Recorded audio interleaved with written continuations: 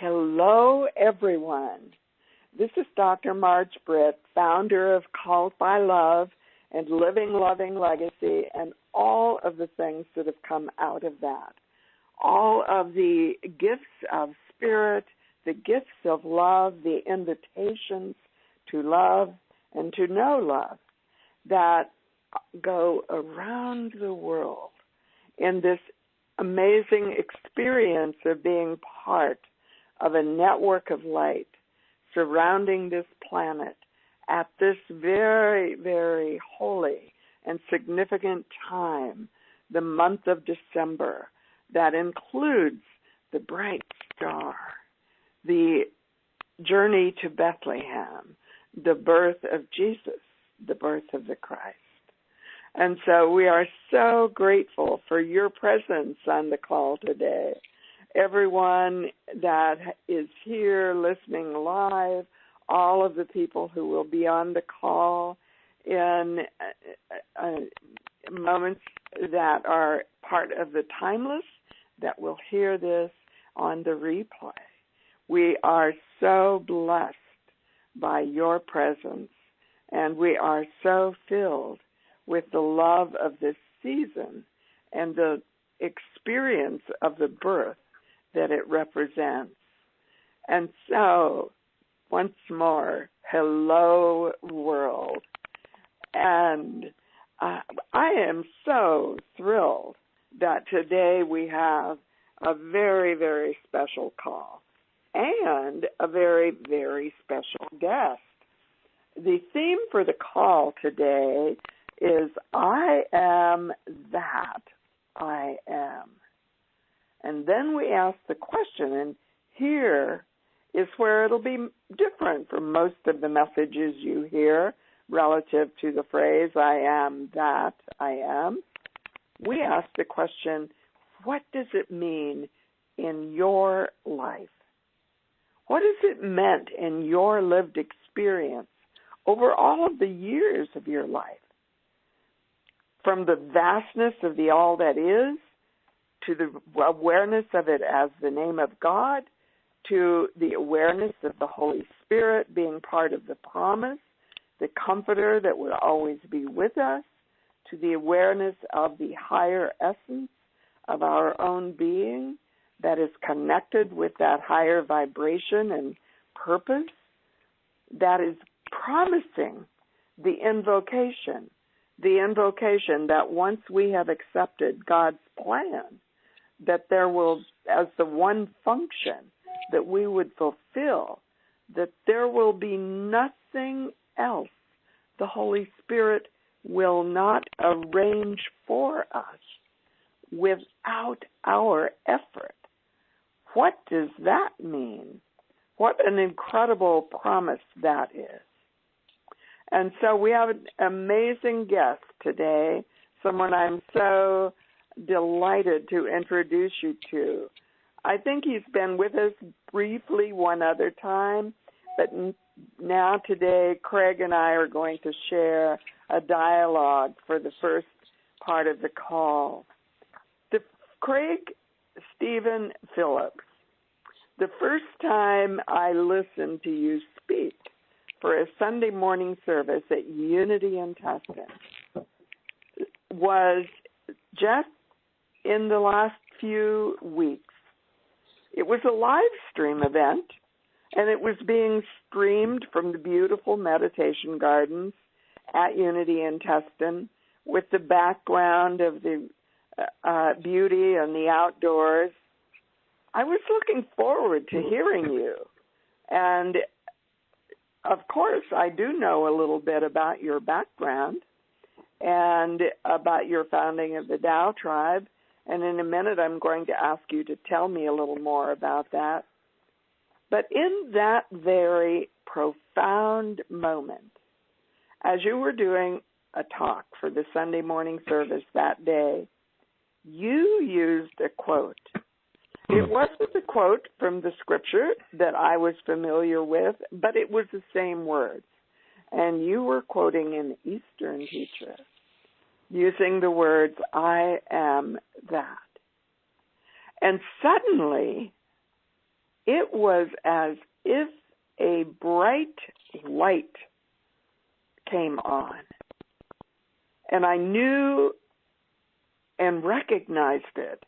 It felt like a sign. It felt like a very clear knowing that this was a connection past, present, and future. And it just suddenly was revealing itself in that clear, bright light as it simply dropped into my awareness and flooded my being. Suddenly, for me, it was like a movie that put together fragments of my own life in a beautiful integration that was from beyond time. There was an awareness of Moses and the burning bush, although you had been quoting, Craig, an Eastern teacher. It showed up for me as the voice that came from the bush and said, when Moses was arguing with the voice about the assignment, tell them I am sent you. I am that I am. Tell them I am has sent me to you. And at some level in my own heart and in my own awareness, that I am voice that said, I am has sent me to you, recognized that very moment as a message from the divine. And along with it came glimpses of other realities and other moments, all within what seemed like an instant, but appearing over realms and times and timelessness, encapsulated in that single moment. Very, very profound for me. So, Craig, do you want to welcome, first of all? I'm so happy to have you with us, Craig. Craig Phillips. Thank you, Marge. It's wonderful to be here with you this morning, and just to hear your opening comments was almost like a meditation.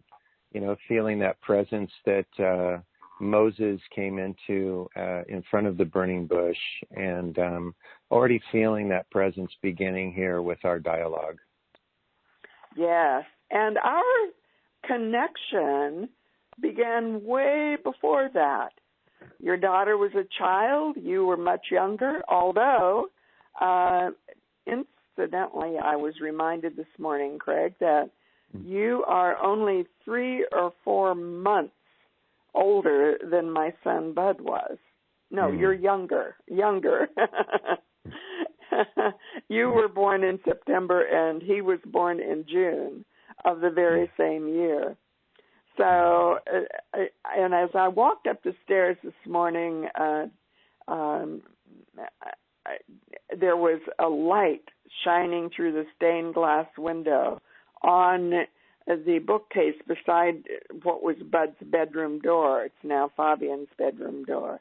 And all of the way up the stairs, there were the multiple colors of the rainbow that came through that stained glass window.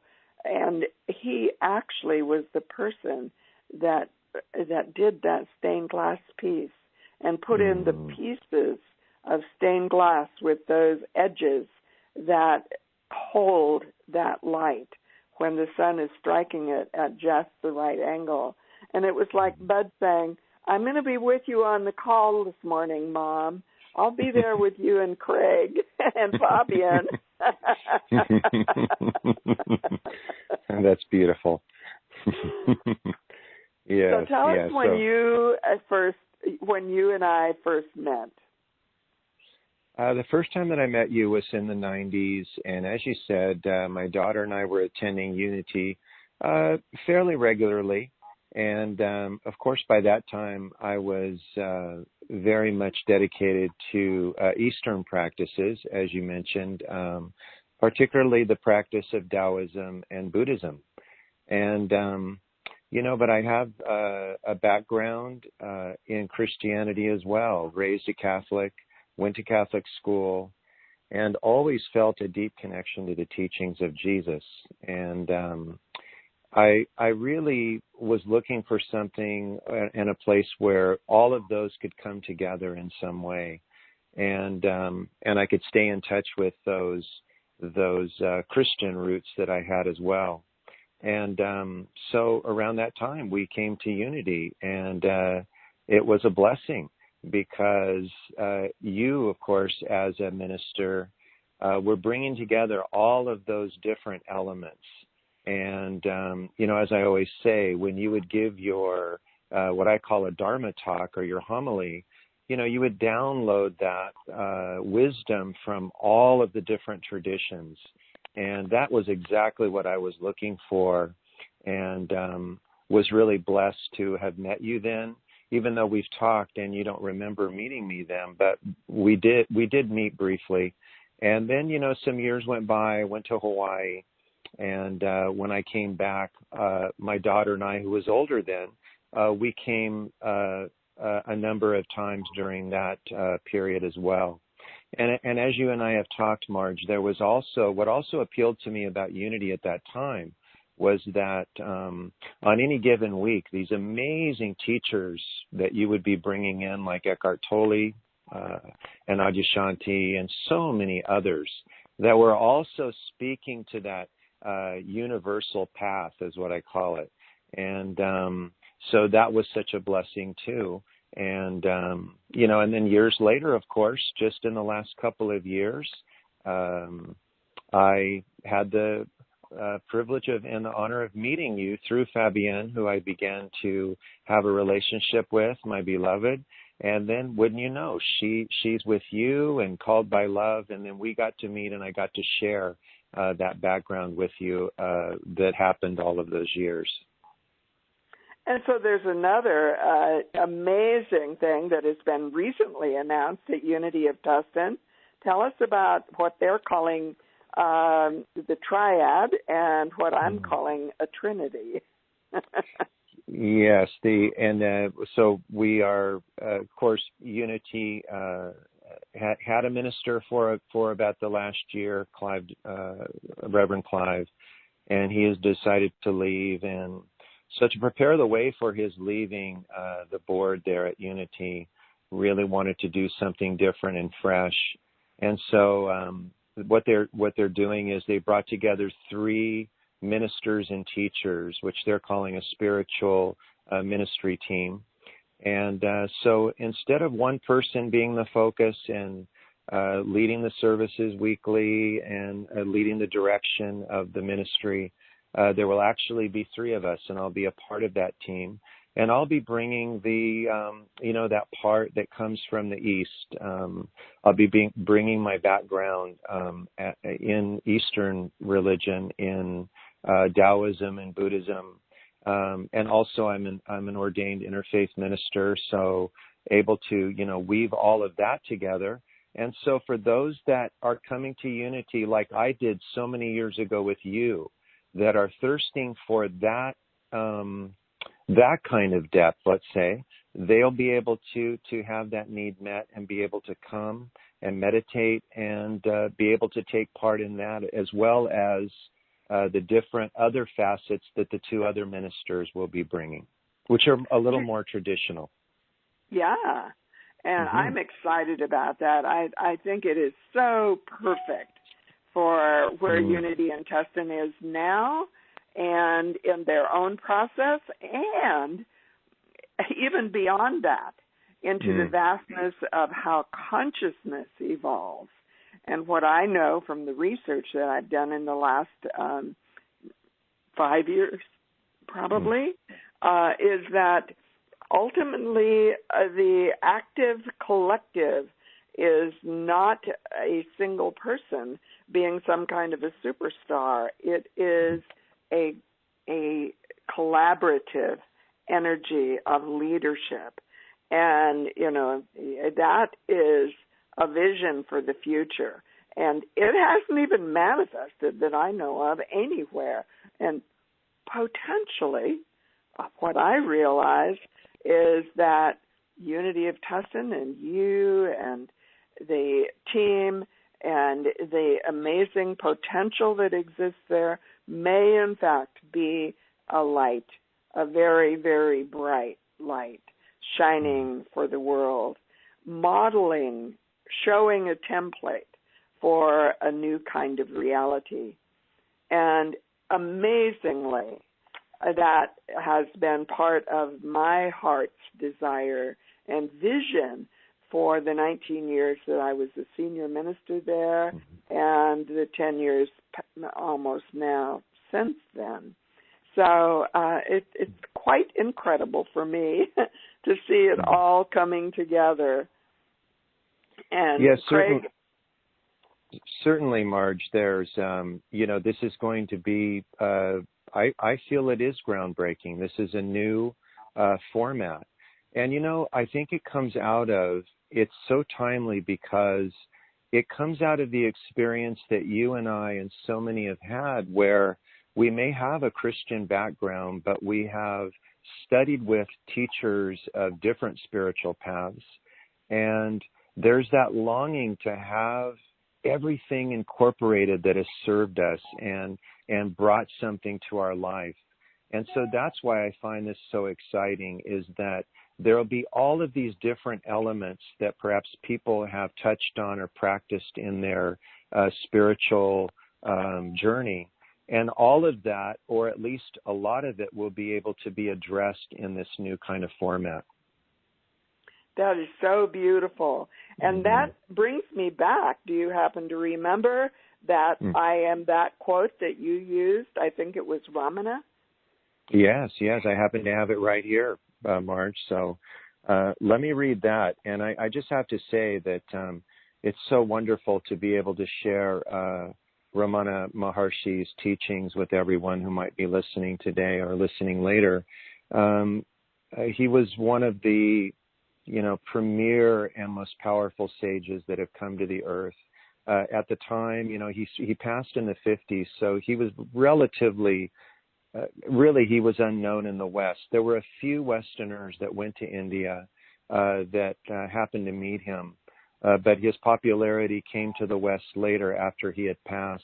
He still has an ashram there where he lived during his life, but he was a remarkable and powerful master. And I think that when I read this, you'll be able to hear the power in his words, so simple. And this was the quote that I read that day that you had mentioned in your opening. And Ramana says, "Your practice is to simply be, and not to be this or that. I am that I am sums up the whole truth. The practice is summed up in the words, be still. What does stillness mean? It means to go beyond your limited idea of who you are. Because any form or shape you identify with is the cause of all your trouble. Give up the notion that I am so-and-so. All that is required to know who you are is to be still. What can be easier than that?"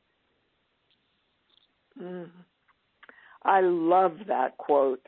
And one of the things I also love, it is so connected to the campus of consciousness, because the place that I met Adyashanti and also Eckhart Tolle and many of the other people that I brought to Unity at Tustin was in La Jolla. And it was under the hosting of them by an organization called Inner Directions. And the founders of that were Matthew and Joan Greenblatt. And Matthew and Joan actually had spent time and personally knew Ramana and were totally, totally passionate and dedicated to his teachings. And I went to Inner Directions for 5 or 6 years, every single year, listened to speakers, spoke with them, including Adyashanti and Eckhart Tolle, before he had before either of them were well known.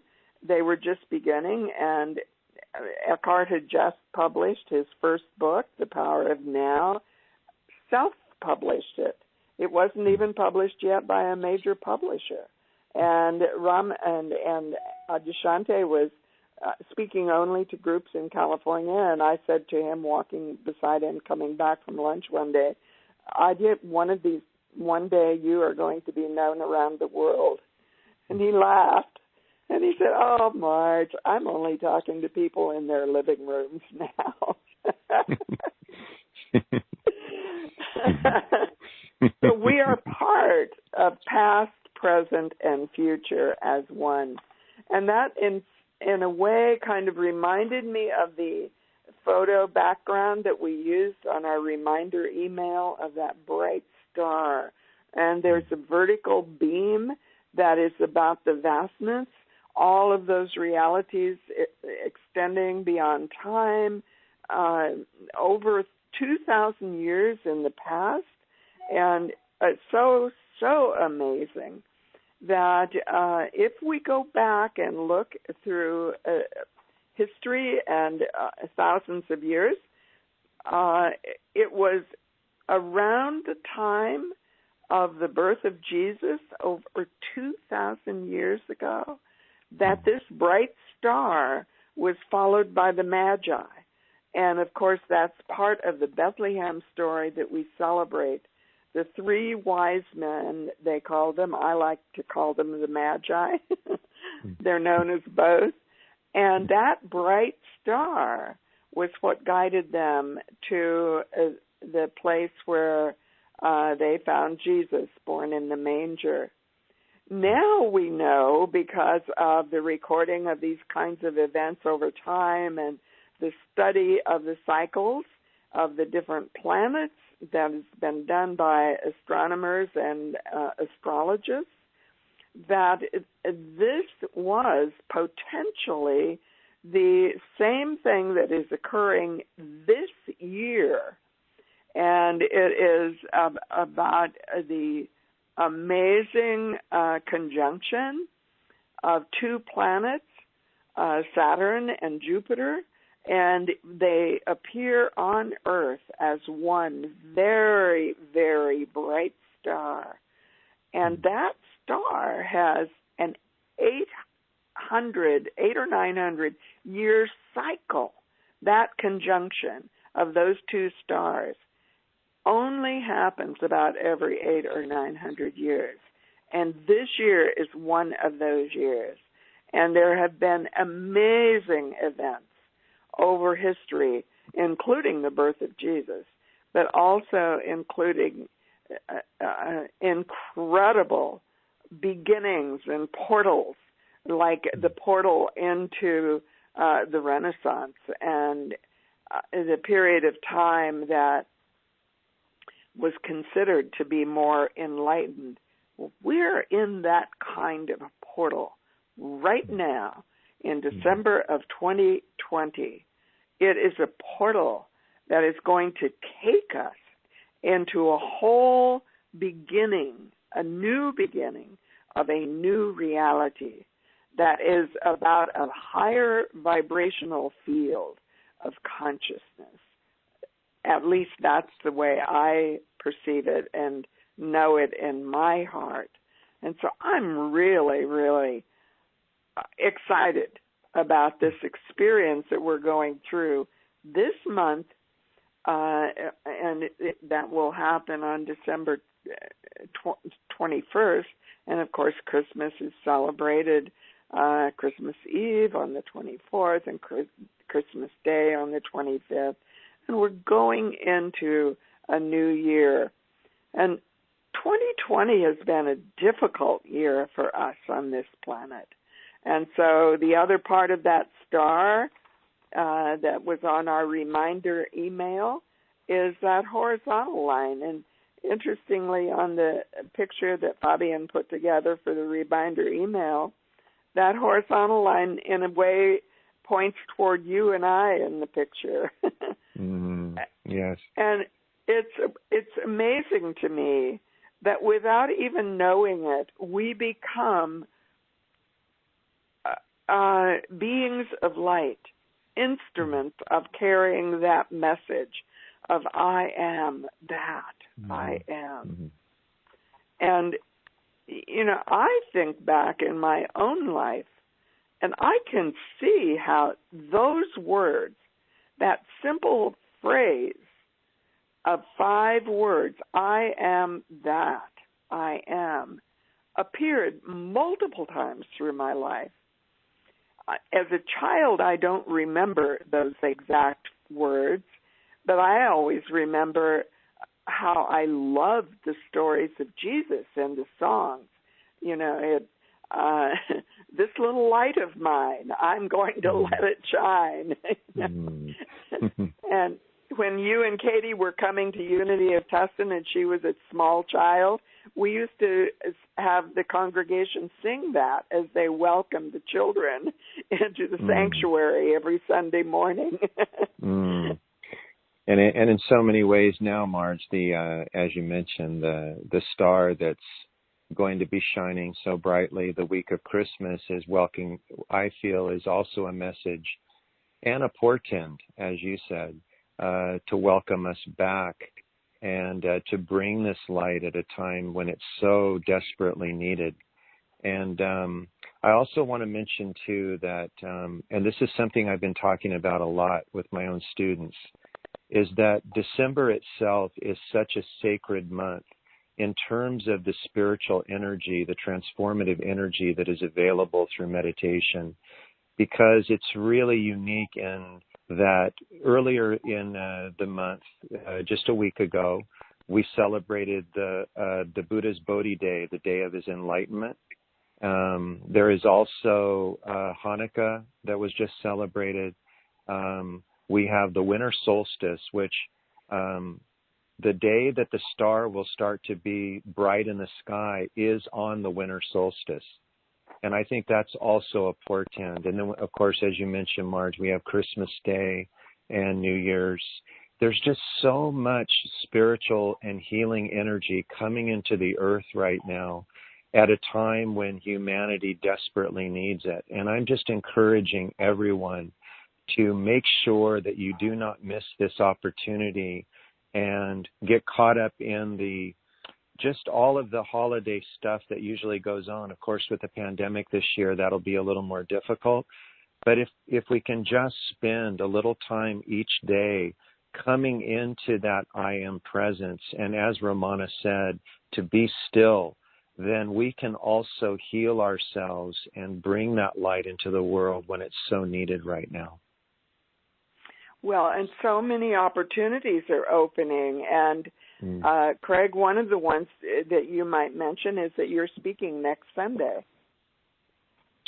Yes, in fact, the topic of my talk, although with me, Marj, I have to say that, you know, they need a topic, so I give them one, but I never know where the talk's going to go. So I was the same way. I know. I know. And so, you know, who knows how it'll unfold, but right now, my inspiration is to use this light that we're talking about.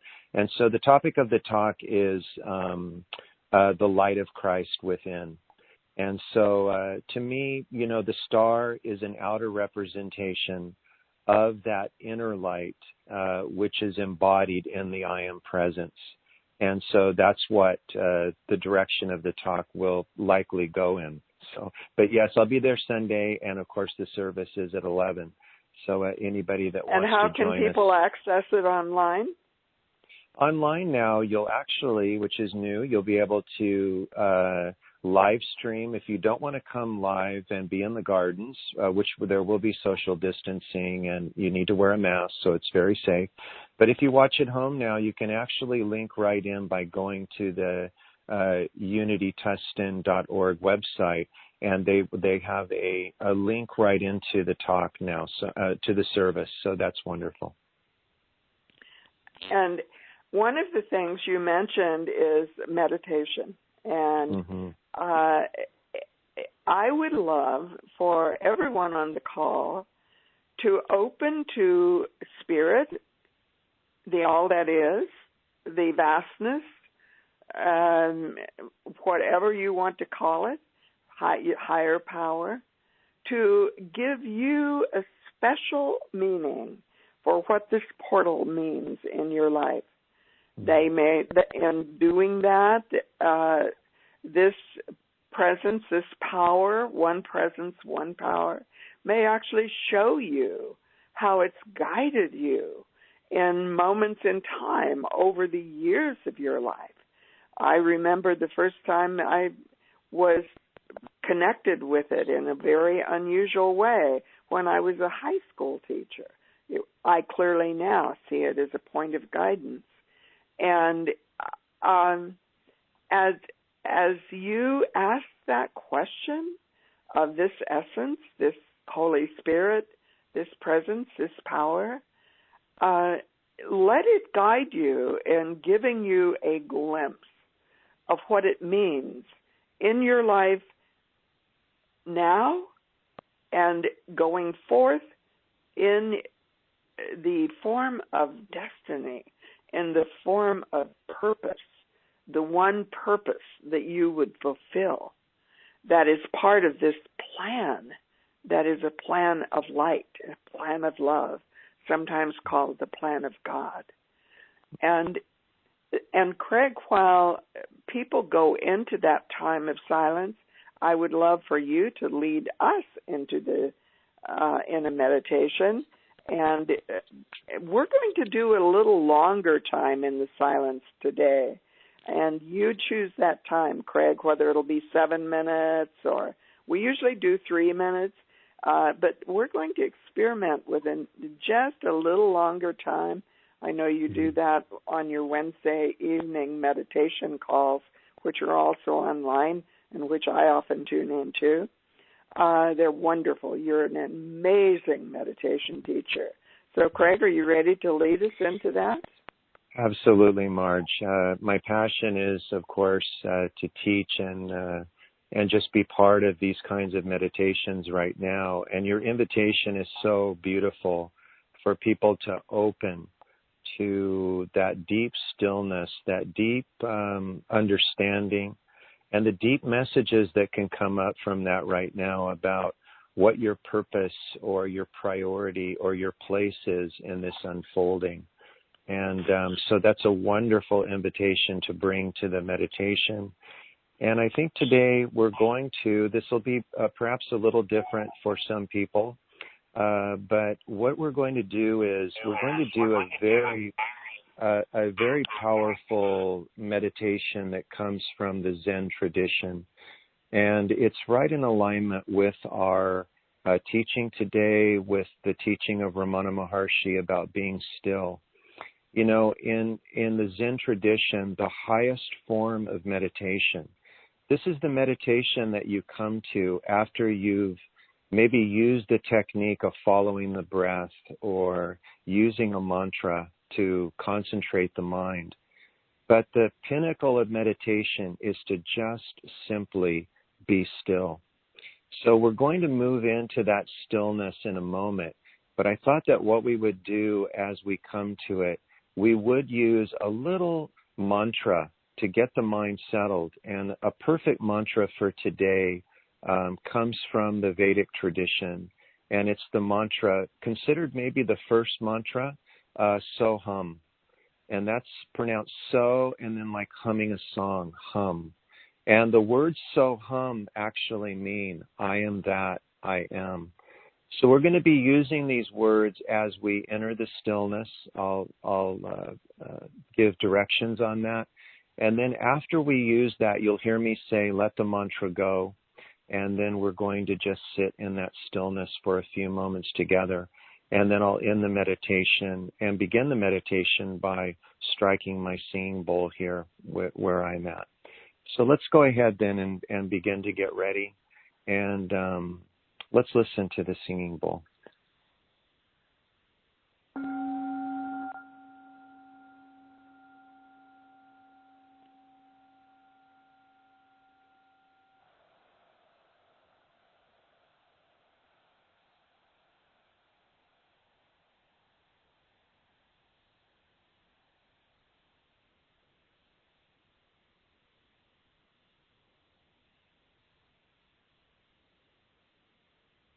So as we come to our meditation, just for a few moments, allow your body to be completely still.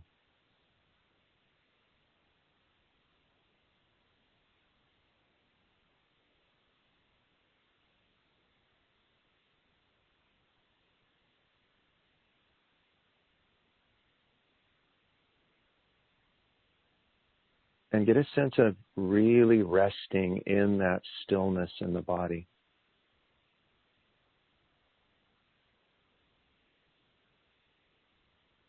Even if you should feel a little bit of nervousness or perhaps feel like you need to move, just for now, let that go and remain very, very still.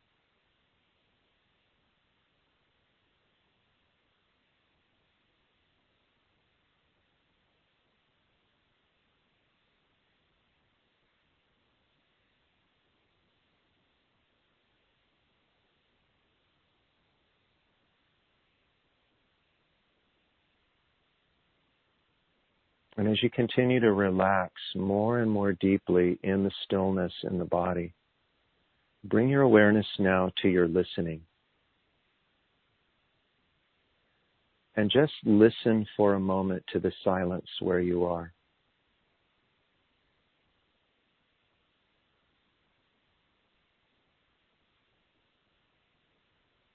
Listen very, very intently, as if with every cell in your body, to the silence.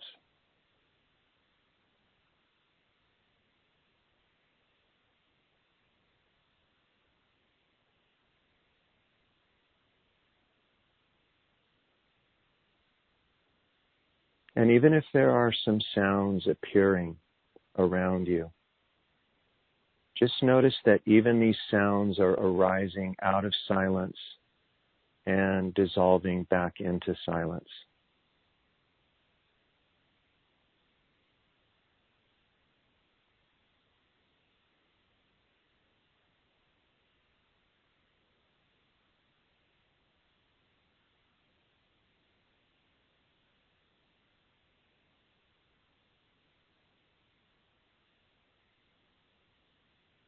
And begin to feel that there is also a silence surrounding your thoughts.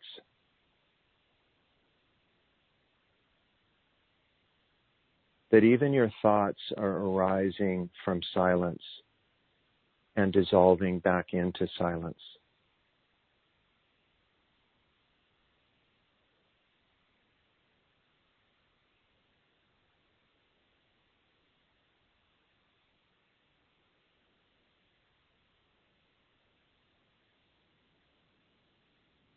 And in that silence now, begin to feel your breath. And feel the breath flowing as if it's flowing through your forehead. Flowing as stillness.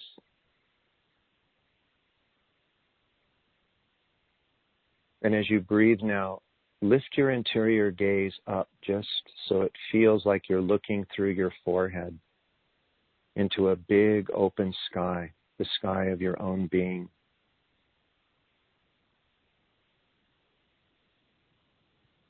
And feel the breath flow through your forehead. And follow your in-breath all the way into its peak. Notice when you reach the peak of your in-breath, there's a little pause or a natural gap before you need to breathe out again. And then follow the breath all the way out, absorbed in the breath.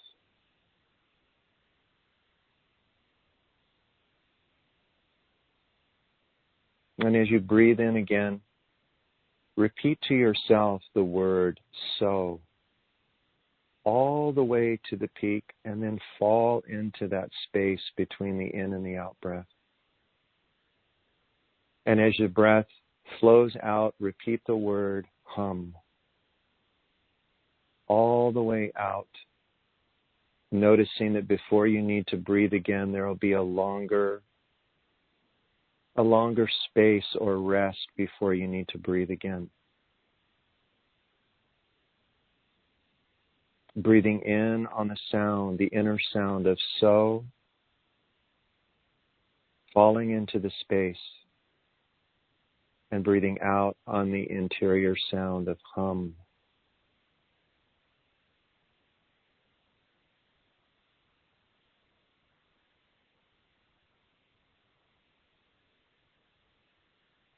Let yourself rest in this mantra for a few moments. The sound of I am that I am.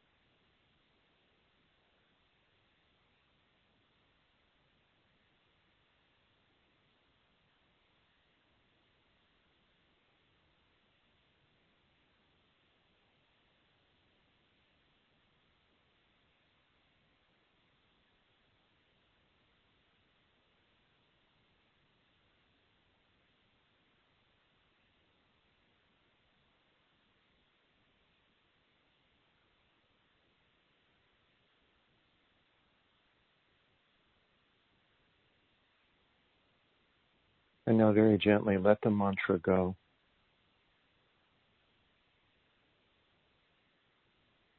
And just rest for a few moments in the openness, the spaciousness of your own being. Listen to the silence around you.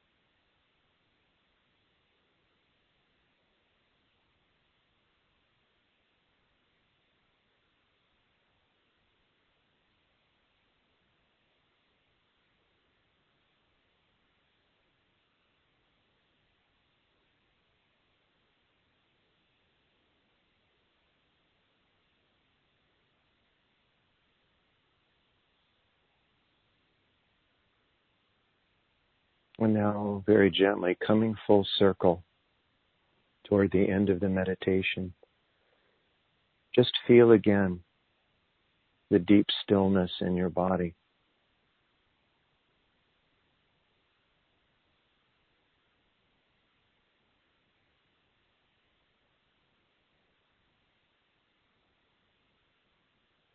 And again, listen to the very profound silence where you are.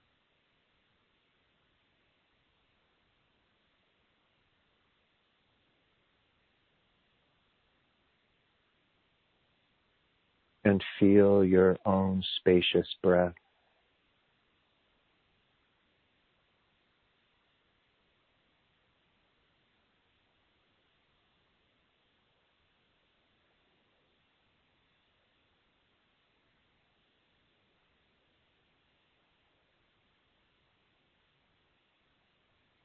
And again, listen deeply to these profound words from Ramana Maharshi. All that is required to know who you are is to be still. What can be easier than that?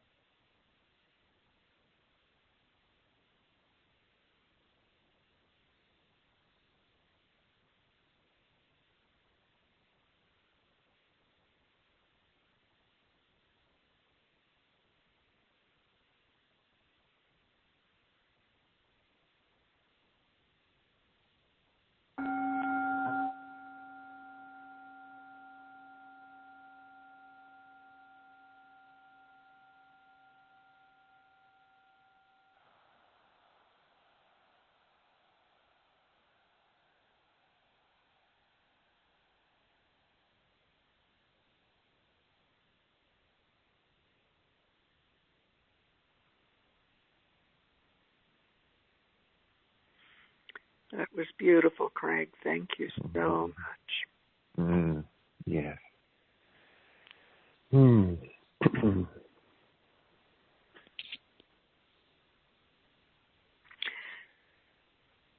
So many phrases that just were those kinds of words that invoked in my awareness the light, this bright light. Be still. Yes. You know, Marj, it's for me the reason that this teaching and the teaching of stillness is so powerful is because it's so simple. And you know, for me, it took many, many, many years of this practice and that practice, and seeing this teacher and that teacher, and moving here and there, before I was ready to really open and receive the profundity of this teaching, and to be able to realize that literally what Ramana means here is to sit down and be still. And, you know, we know that in the Bible, to me, one of the greatest meditation instructions are in the Bible. Be still and know that I am.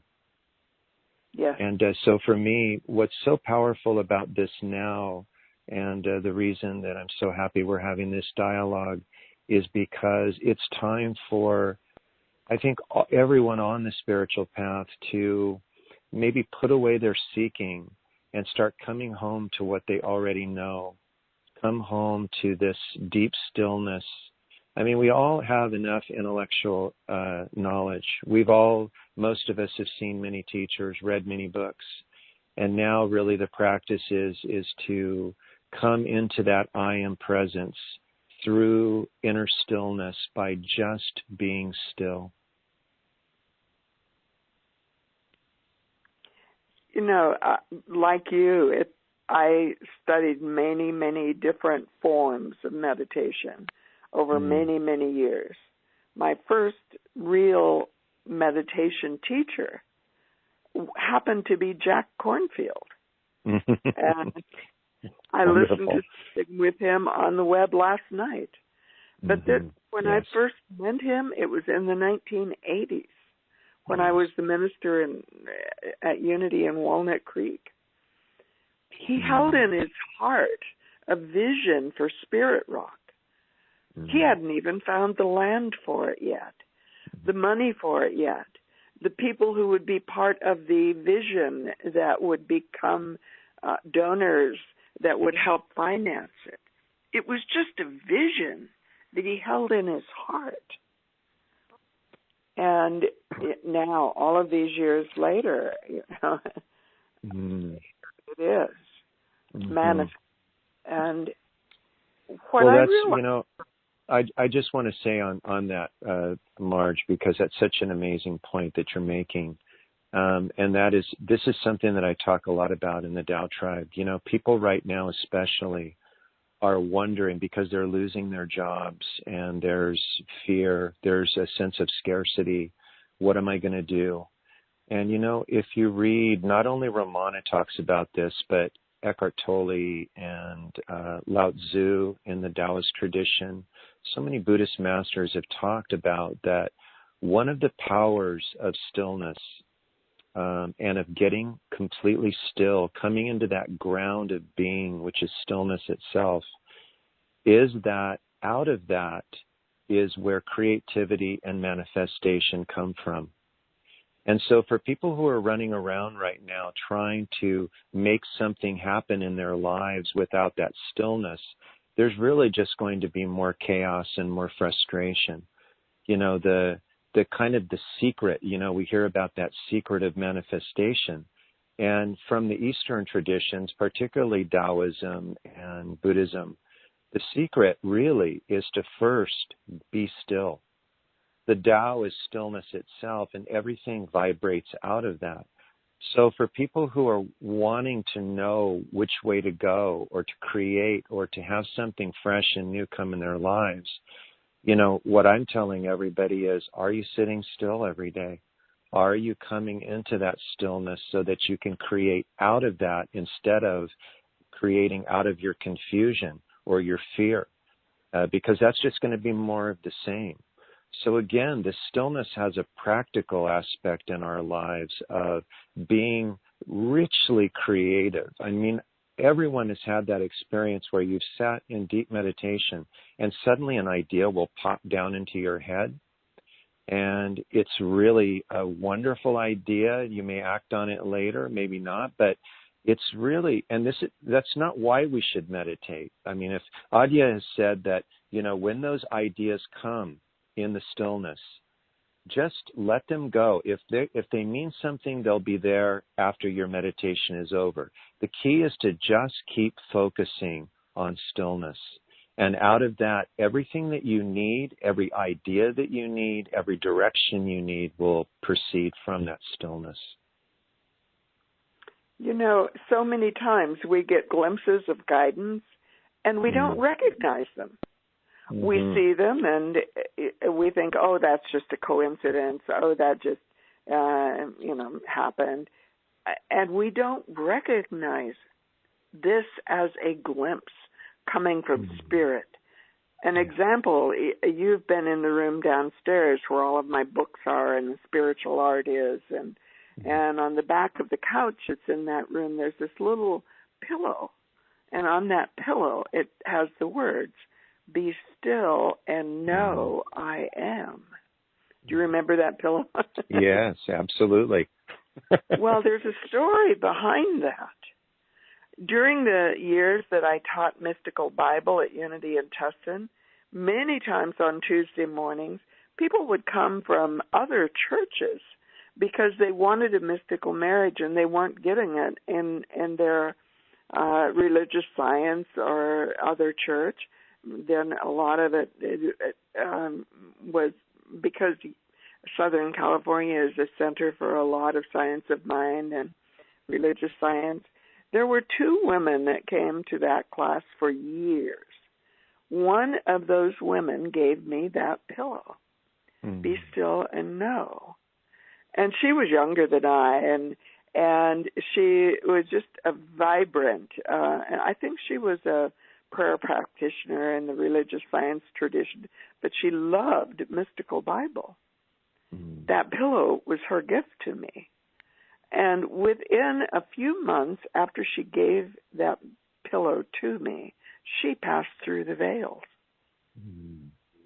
There's another oil painting that's hanging out in the home I have in the desert, and it has the words on its beautiful painting of an ocean scene, and it says, "In the beginning." That was painted by a woman in that class, the woman who came with the woman that gave me the pillow. And I'm guessing she's probably passed through the veils now, because she was quite a bit older than I. Maybe she's still here. I saw her the last time at a church in Seal Beach, a religious science church. People give us messages that are spirit given, and we don't know it. In the beginning, for me, is about this codes of co-creation, the book that I would write. It's about the 7 days of creation. Be Still and Know is about what you're just talking about, all of those teachers. All of these kinds of things we can recognize as guidance coming from spirit. And yet, what do we often do instead? Stay in our busy minds looking for where we can get whatever we think we need, whether it's a new job because we lost a job, or whether it's whatever. And we completely miss the directions. I used to love the song, "I Have No Hands But Yours." How do you think the messages from Spirit arrive? They arrive in ways of mystery, like that light shining through the glass as I was coming up the stairs this morning in the colors of the rainbow. My son I recognized it immediately. My son speaking to me through the veils. So what messages are you getting? What messages did you get in the time of the silence? And Melanie, why don't you come online and tell people how to raise their hands? And I'd love to have people come online and share messages, perhaps, that you got, or things that you might like to share about what you particularly are relating to in the things that we've talked about in the call this morning. So, Melanie, do you want to come on? Certainly. All right. For those who have called in, press *2, and we will unmute your line to speak directly to Marj and Craig. For those attending via the webcast, type your response in the box. Be sure to click the submit button. Those will be read and answered on your behalf. Thank you. And it occurs to me, Melanie, you are one of those people that got one of those messages so many years ago. And as a result of that, and you said to me, I want to be part of Called by Love. And as a result of that, you've been with us on these calls ever since. Yes, and I love it. I absolutely love it. And we do have a hand raised. All right. All right. Elise, I've unmuted your mic. You can speak freely now. Thank you. Good morning, Elise. Well, good morning, Elise. I'm sorry. I'm not quite awake yet. Craig, that was beautiful meditation. I love hearing both of you sharing and hearing your voices, and it's just wonderful to be able to connect, over the phone this way. And, I've been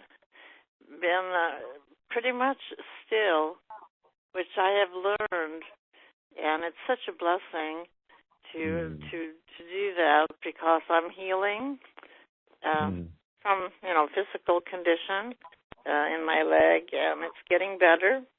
And it's being called by love, and I was speaking to my chaplain the other day, and we were talking about Paramahansa Yogananda. I haven't read I have his copy of his books, and I took one of the volumes out, volume 1, and I just opened it up, and I started to read in there, and it was so wonderful to connect and read all the wisdom and beauty of his teachings and writings. And I remember being in the class, Marge, with you and everyone else, and studying, Do you have the book in front of you right now? I do. It's on my lap. What's the title of the book? The Second Coming of Christ, the Resurrection of the Christ within you. Isn't that amazing? It is, and having studied for a number of years with Self-Realization Fellowship, Yogananda's organization, way back in my 20s, I actually was initiated into Kriya Yoga. I know that what Yogananda felt, as so many sages in the East feel, is that the second coming of Christ will not be a physical coming. In other words, he's not going to appear on a chariot coming down from heaven, but it's going to be a mystical second coming where people will start realizing the Christ presence that's within them. And the way, in through that, Yogananda always said was we can access that through stillness and through meditation, as we're talking about this morning. So, and I just want to say to you, Elise, that whatever you're going through physically, stillness is in Taoism, stillness is the greatest healer. So the more still you are, then the more that the Tao or God's power can flow into your body and heal you. So just know that when you're being very, very still, that is the greatest healing medicine that you have for yourself. Well, thank you. It's very beautiful to be reminded of that, even though I know that's, sometimes people say move, you need to exercise, it's always exercise, do this, do that. But I feel, mentally at peace, and I'm so grateful for being able to listen to you and to have the material and that beautiful books. Actually, my book has been all taped up because I've used it so much in the past. It's all taped, so keeping the cover on, and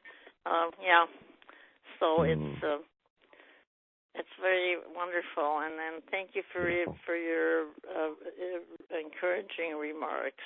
And it's good to hear that. Yes. Mm-hmm.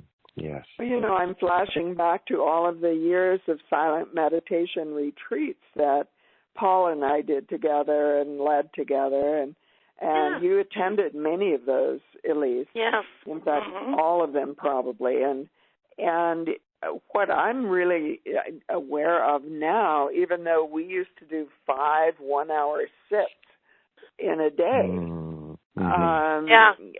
they were intense, deeply silent meditation retreats. Yes.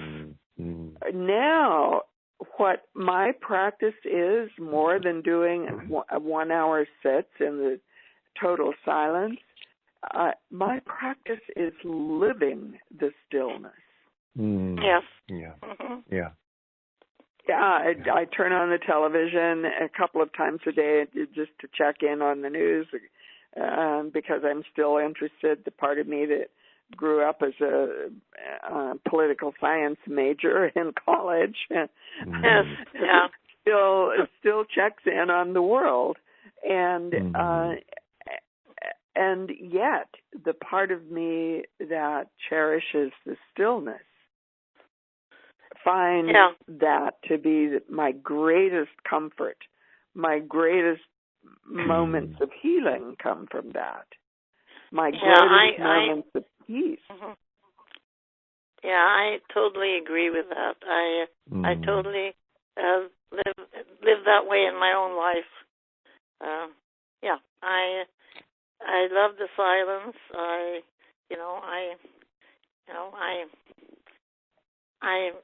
I do what I do in the house, and I even put up Christmas lights. I have a little bit of decorations up, but I'm, blessed with beautiful neighbors where I live, and it's a beautiful place here in Dana Point.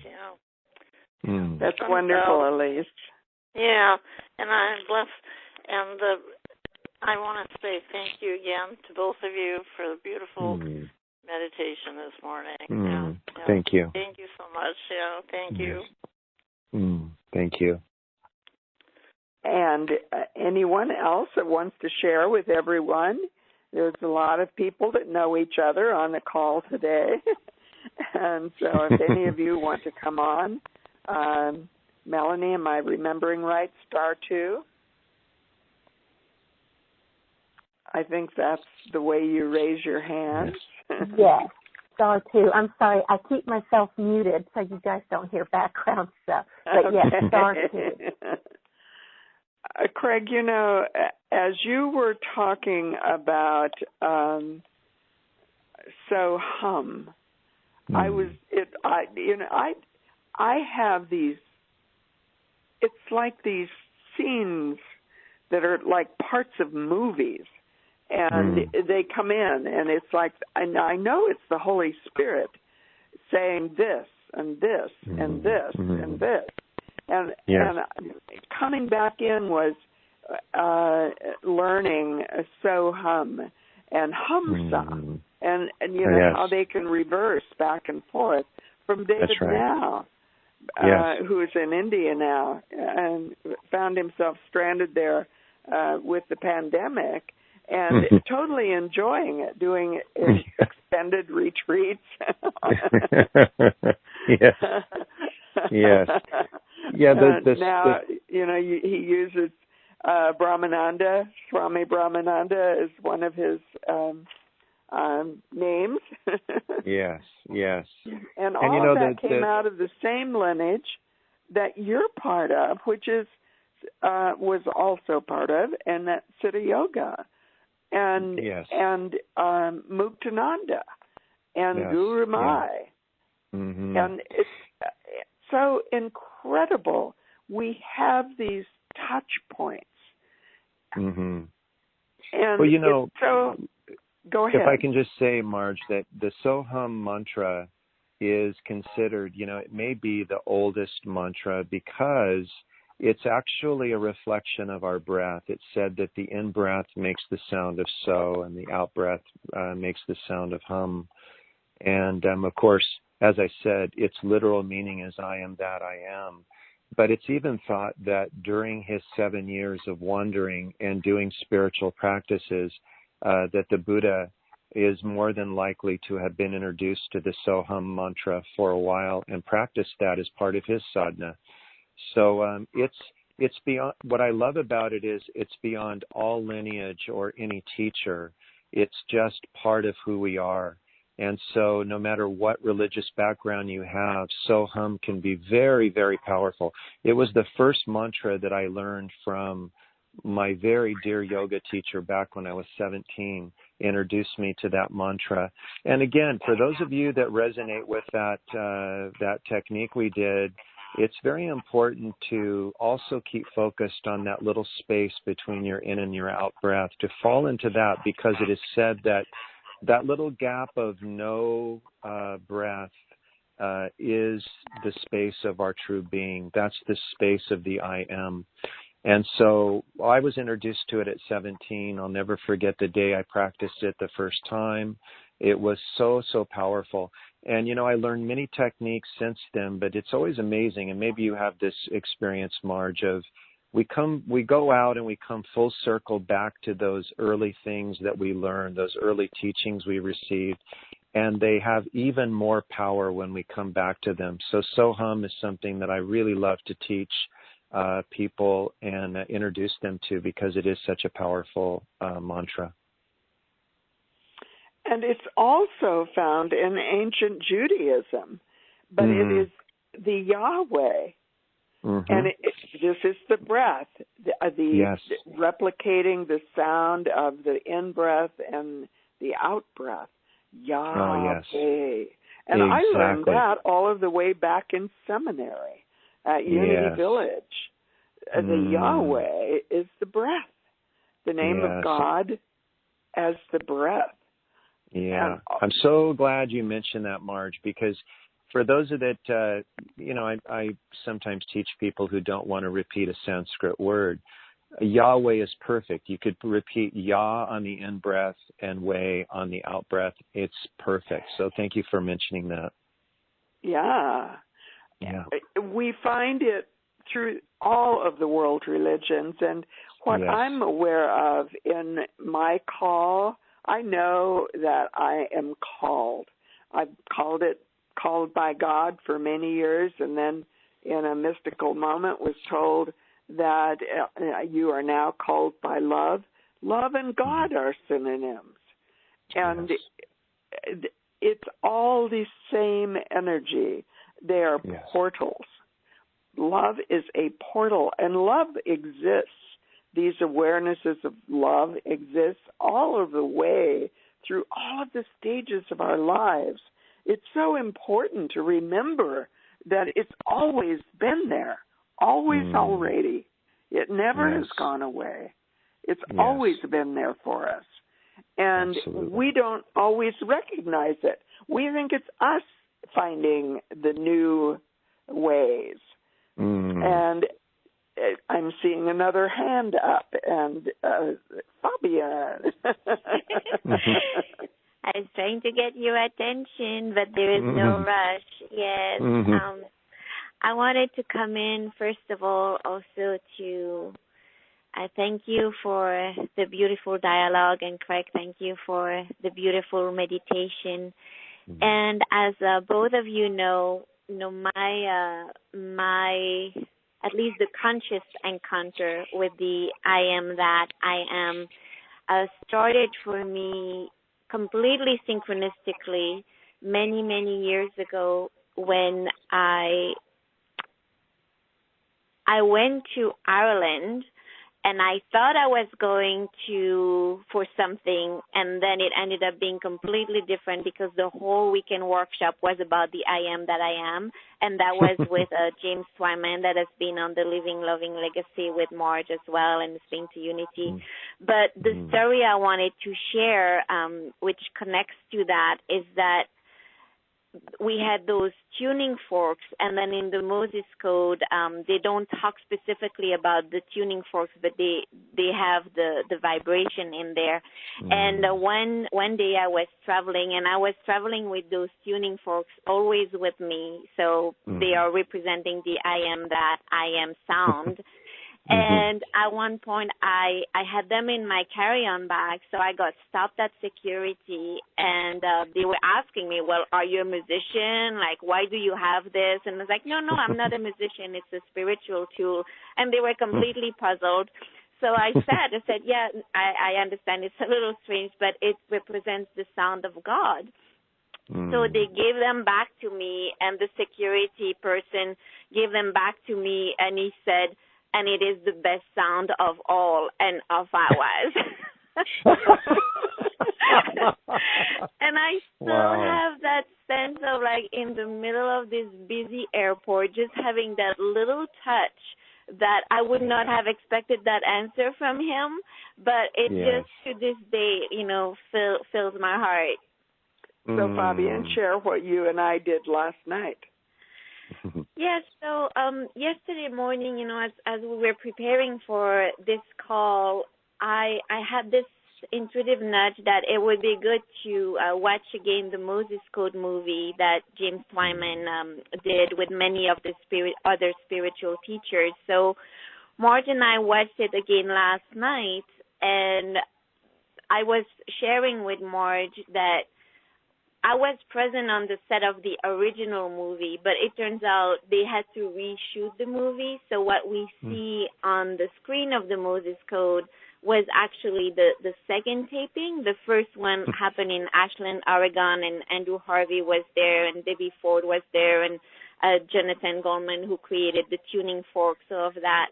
But watching that again yesterday with Marj and having the call today and sharing this now with Craig, it's another full loop of how all, like when we talked about on the Zoom call when Craig was with us on the Mosaic of Lives, and how in our stories we all have pieces of the puzzle, and then for moments in time they come together and we see all the synchronicities that happened before on different threads, and then the threads come together. That's one of the ways that I feel about today.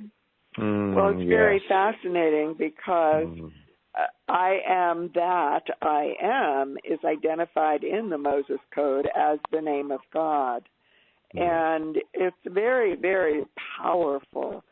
And then in the last part of the movie, it has G-O-D, and the meaning behind each of the letters. G, they identify as giving. O, they identify as oneness. And D, they identify as destiny or purpose. Yes. And so this call today, inviting all of you on the call and everyone that listens to it afterwards on replay, identify all of that. The giving in your life, giving and receiving are one. Jesus said, give and it will be given unto you. And that leads me to remember to thank everyone that has been involved in the giving to Called by Love this year. And Called by Love survives because people give. And, the year in giving is mentioned in the reminder email. And giving, it's not about donating.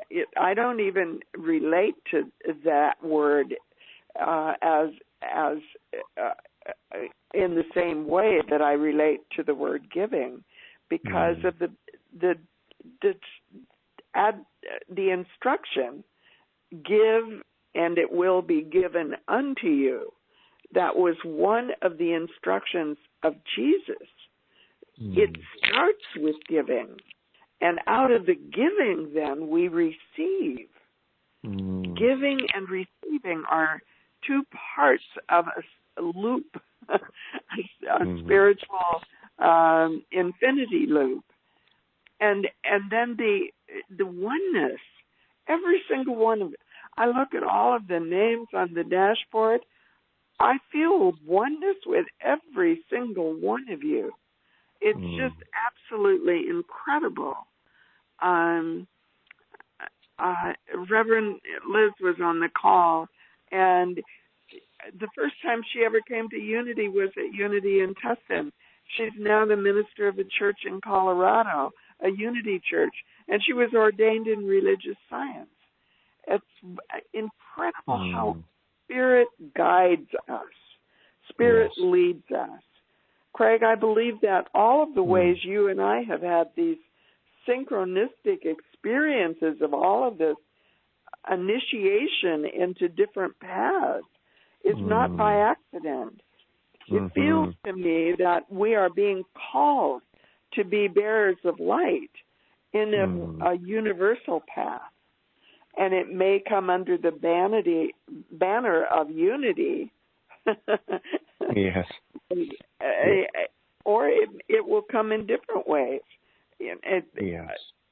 Spirit moves in us and through us and invites us to co-create and bring that light into the world, especially this 12th month of the year.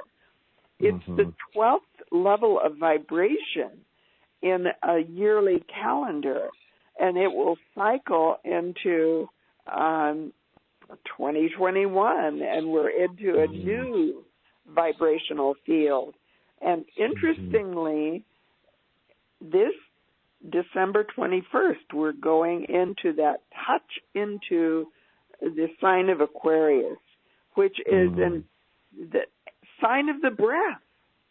It's an air sign. Yes. And right now we're in the sign of Capricorn, and that's an earth sign. So it's very, very fascinating. Heaven and earth, the Alpha and the Omega. Heaven returns to earth. I think that's where we are entering that portal. And it's so fascinating to me in this title of I Am That I Am. Muktananda wrote a book by the title I Am That. I'm not sure if you're aware of that, Craig. Yes. Probably you are. And when someone asked him what was the most important book of all of the books that he wrote and all of the things that he taught, what was the most important book for a new person to read? Something that would give it to them, all of it, in one book. And he said, there's one book that does that. I Am That. Yes. And in the years at Unity in Tustin, after David now was there for many, many years, and we co-taught together, and then there was a period of time where he left and moved out into doing real estate and earned a whole lot of money because he thought that was important. And that all happened in the early 2000s. And I was really, really missing and yearning having someone to be with and teach with that held that knowing and that vibration. And one day, someone shows up in the receiving line after the service, and a member of our community introduces him to me, and it was Richard Jennings. And and he had been a monk at the monastery in Trabuco Canyon for many years. And I looked into his eyes and I said, I have been praying for you. I have been praying for you. And then later, within a few weeks or months, I said, let's do a class together. And he said, great. And he said, what do you want to do? And I said, I am that. And we walked out to the bookstore. We didn't have Muktananda's book on I Am That, but he spotted immediately the book I Am That, which was a collection of the teachings of Maharaj Nisargadatta Maharaj. Yes, and, that's right. And then Raj and I taught together for many years, and then David came back, and now you're there, Craig, with the same continuing energy of those years of the breath. Yahweh, the Soham, the Hamsa, and the I Am that I am. So I'm so, so, so grateful. And what I'm aware of is we often are given these signals in our lives. When I was a high school teacher, this is before I ever went to seminary, I was teaching high school, and I was teaching a class in sociology, and one of the sections on it was the major social structures in society, and one of them is religion. And I did a whole series and brought in different speakers, one of them from a Christian church, one of them from, different kinds of speakers. One of them was a Baptist minister, and one of the students in my class is now a Baptist minister. And he got in touch with me when he found me on the internet once. And it said, "Are you the same Marj Britt that used to teach at Oak Park High School? I was in your class." And another one of those moments was out of that class was I invited a unity minister to come and speak, and she came, and she brought the students into meditation and did an exercise using I am. And she said, finish this stem, I am, 10 different ways on a sheet of paper. And of course it was all interrelated to I am that. Did I know that then? Not at all. I was a high school teacher teaching sociology in a wonderful school that was one of the 5 designated schools in the country that was on the forefront of education, won an award for it. We don't have a clue when we hear some of the messages from Spirit that are coming into our lives, and maybe we'll be able to look back up on them years later. We got a message in the chat from Daniel Rodriguez. Hi, Daniel. It's so good to hear from you. And he says, good morning, Marj. It is such a blessing to be part of your call this morning. I wanted to thank you for being the voice of Spirit to answer our needs and questions. It was a few years ago that I took a picture of the Pacific Ocean with the sun reflecting on the ocean in a very beautiful and mystical way. I posted it on Facebook with the words, I am that I am. I first found it interesting that the remainder of that picture came to me on the same day as your program. The reminder of that picture came to me on the same day as your program that was called I Am That I Am. Wow. And he said, coincidence? I don't think so. I don't think so either, Daniel. And then he says, thank you once again, and I wish you the best. May the Lord continue blessing you as much as we are blessed having you in our lives. Oh, it's so beautiful, Daniel, to hear from you. And Craig, we're about ready to run out of time and close with Liebestrom. But before, do you have anything you want to add in closing?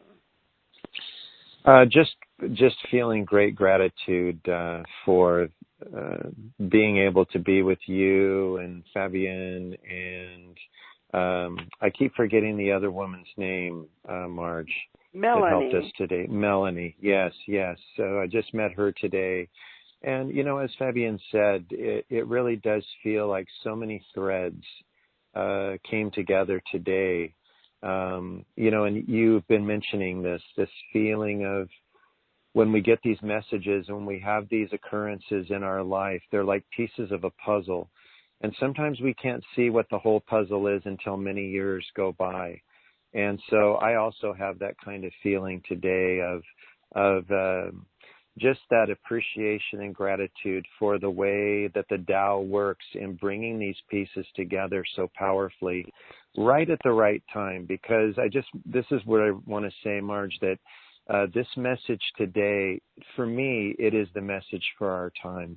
And it's the reminder and the remembrance of what our true nature is, and that it is always available to us with one mindful breath, and by just getting still so that we can actually hear what Spirit is saying and how Spirit is moving through our life.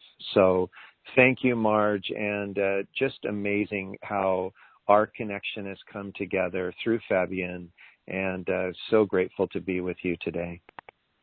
Oh, thank you so much, Craig. I just see you as called in so many ways. Spirit at work in your life, in Fabienne's life, in my life. It's such a gift. And there is another thing I just want to mention that is an amazing gift coming up in January. Jim DeFontis, the president of the board of Unity of Tustin, has invited me to teach a class online, and it's going to be 100 days of prayer. So it'll start in January, and it'll go for once a week online, but it will cover 100 days of prayer. And, of course, I am that. The breath is part of the practice that would be included under the banner of prayer. So blessings upon blessings. See if I will not pour out upon you. Blessings upon blessings. And Fabienne, did you want to say something? I did. Before we close with the music, first of all, thank you again to both of you, Marj and Craig. Thank you, Melanie, for all the support and everyone who came on. And happy holidays for everyone. This is our last call of the 2020.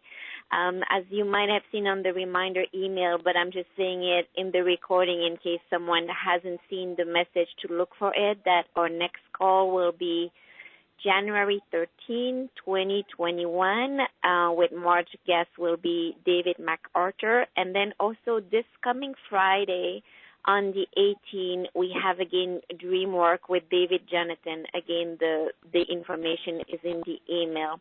And what I will do this time after the call, as we have done in the recent months, I will not only we will have the regular audio recording with the same link, but I will also put this recording on our YouTube channel, and in the description there will be different links. And then the last thing, Craig, I was wondering if you wanted to mention your website and your additional meditations, if anybody else wants to join you there. Oh, yes, for sure. Of course, we'll be meditating tonight through Zoom at 7:30. The Tao Tribe gets together for a very powerful meditation and then a little discussion, Dharma talk after. So that's on Wednesday. And then we have a beautiful, if you resonated with the meditation, the stillness today, we do a Sunday morning stillness meditation at 9. We also practice Qigong together. And you can find all of the info about that out on our website at taotribe.com. So, and remember, Tao is TAOTRIBE.com. And then you can get a hold of me. The Zoom links aren't there because for just different reasons. So if you'd like to join us, just send me an email and I'll send you the link for the meditations and the classes. Beautiful. Thank you. And as Marj said, thank you also to everyone who made offerings to Call by Love this year. And if you feel called to do a year-end giving, the information is also in the email. But most of all, thank you for your presence and all your love and support.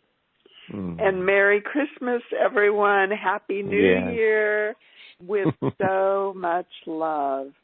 And we'll begin now to close with Dream of Love, Liebesstraum.